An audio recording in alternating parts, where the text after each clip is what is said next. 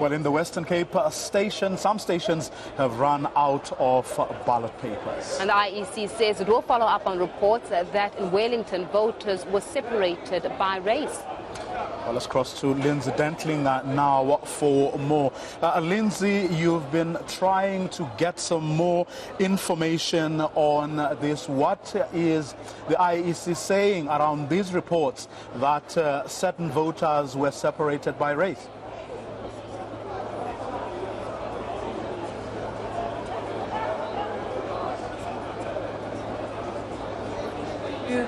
Rocked up at a voting station where they are not registered. As you know, that is permitted, but they have to fill out a specific form known as a VEC form to determine where they are actually registered as an actual voter before they can register at a station at which they are not registered. And it appears that those might have been a group of young people who arrived at a station where they weren't registered and were separated to allow them to fill out that form first before they could vote, and that other queue that you see, those are voters who are registered at that station and have been voting there over the years. So not the IEC saying not a racial incident as has been circulated on social media. Other than that, Lindsay, has everything gone well so far?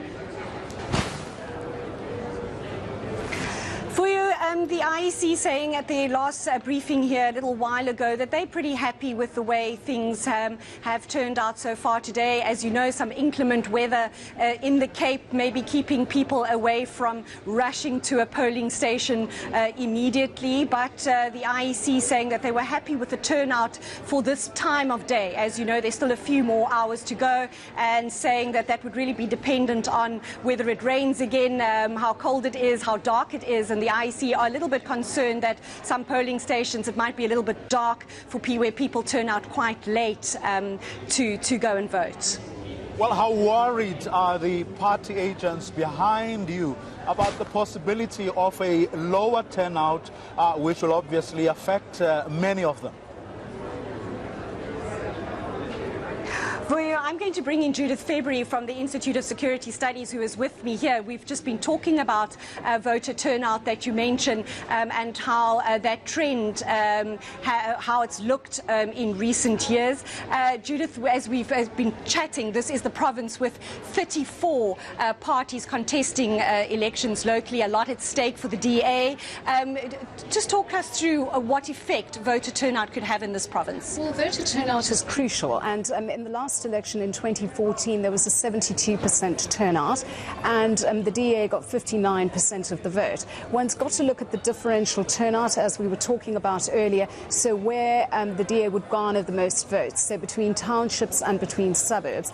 And traditionally, of course, the DA's base, to use the American term, has been in the suburbs, and so it will want to get that vote out. And we've seen in the last couple of days that there's been a ramping up of the posters and the rhetoric around keeping the ANC and the EFF out and voting for the DA. So quite negative campaigning in the last stretch, because I think the DA are getting slightly nervous about the Freedom Front Plus ACDP Good Party picking off some of their traditional voters. But then, of course, also in the townships, are people who are they registered to vote, and will that benefit the ANC, and will it benefit the EFF if they've managed to get the township vote out and people are disillusioned with the Democratic Alliance? If they are, we've seen in this province quite a lot of issues around spatial development, around inequality, around toilets and so on. Some of them are local government issues,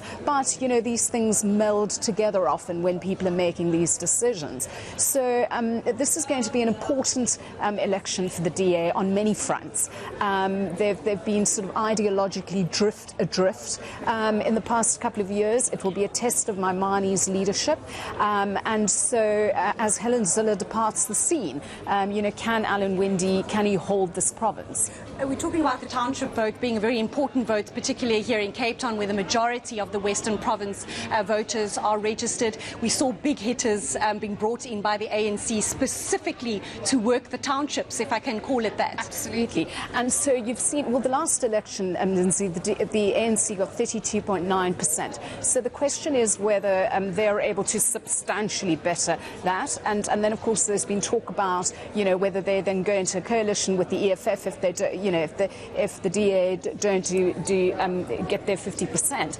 I think that's an unlikely scenario, but they have brought the big hitters, but you know, the big hitters have been Es Magashule, Jesse Duarte, you know, a sort of duo of dubious individuals from the ANC. But you know, people might want some change, but I think that the DA will hold on to the Western Cape, but I do think that majority will be diminished, and I think it's got to be a wake-up call for them ahead of the next local government election, for sure.